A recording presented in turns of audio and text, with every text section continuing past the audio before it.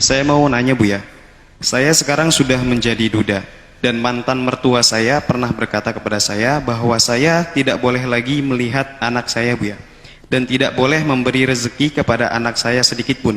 Katanya lebih baik dikasihkan saja kepada orang tua saya dan orang yang lebih membutuhkan. Pertanyaan saya, apakah saya harus mengikuti apa kemauan mantan mertua saya Bu ya? Mohon jawabannya, terima kasih atas jawabannya. Sebaik-baik orang itu dalam segala permasalahan itu melihat problem dalam dirinya sebelum melihat problem pada orang lain. Saya tidak tahu persis kenapa orang tua mertua Anda harus ngomong begitu. Apakah dasarnya ada? Kalau dasarnya ada, Anda dengar. Dasarnya apa? Mohon maaf, ini kritik ke dalam diri Anda sendiri. Setelah itu baru yang lain. Mungkin orang tua Anda itu melihat Anda bukan seorang pendidik yang baik. Perilaku yang kurang baik, mungkin. Di sisi lain pun, Anda mungkin tidak peduli kepada orang tua Anda dan keluarga Anda yang hidupnya pas-pasan. Sehingga mertua Anda yang sangat baik itu sangat sayang dengan cucunya yang itu adalah anak Anda. Tidak ingin dididik oleh orang-orang yang seperti Anda sebelum Anda berubah menjadi baik. Karena baiknya mertua Anda di sisi lain, daripada Anda memikirkan anak Anda yang sudah dijamin oleh neneknya, lebih baik Anda memikirkan bapak ibu Anda yang mungkin selama ini tidak pernah Anda perhatikan. Kalau begini kisahnya, maka mertua Anda adalah orang baik. Tolong koreksi diri Anda, saya tidak tahu yang sesungguhnya seperti apa. Karena ini sebenarnya kan keringanan bagi Anda, nggak usah ngasih nafkah, anak diurusi. Tapi yang perlu kita pahami adalah apa sebabnya.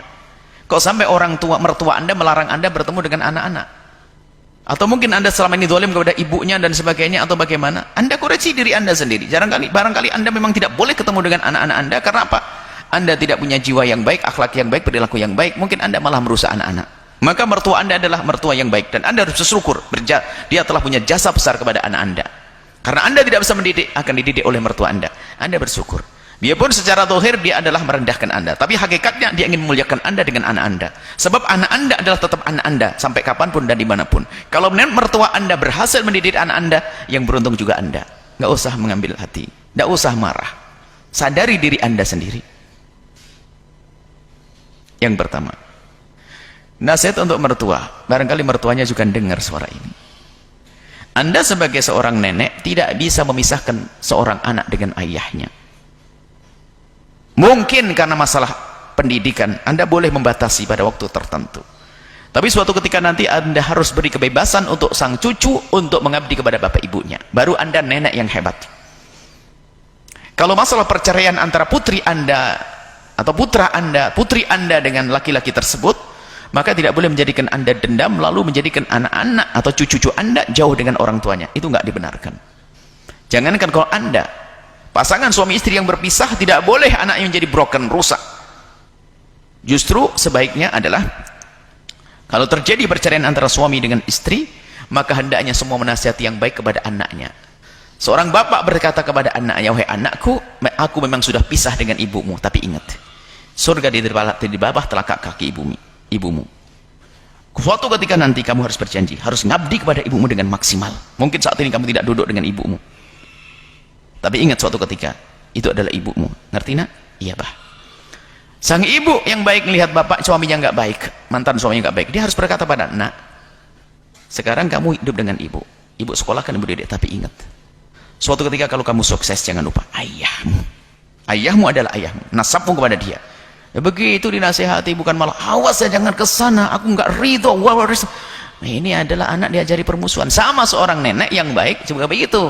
Kalau memang ayahnya sang cucu tadi memang belum baik, tidak usah diceritakan tentang kejelekannya, hanya bilang kepada cucu, suatu ketika nanti kalau kamu sudah sukses baru boleh ketemu dengan ayahmu. Kenapa? Karena kamu kalau ketemu ayahmu harus mengabdi yang baik. Begitu. Jadi bukan ditanamkan, awas ya ayahmu pemabuk, ayahmu pencoleng, ayahmu begini. Ya ini ngerusak sang cucu.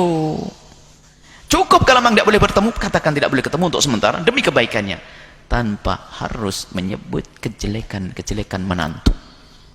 Begitu juga pasangan suami istri yang cerai. Sebab dalam Islam itu kalau terjadi perceraian adalah tasrih bi ihsan, berpisah baik-baik.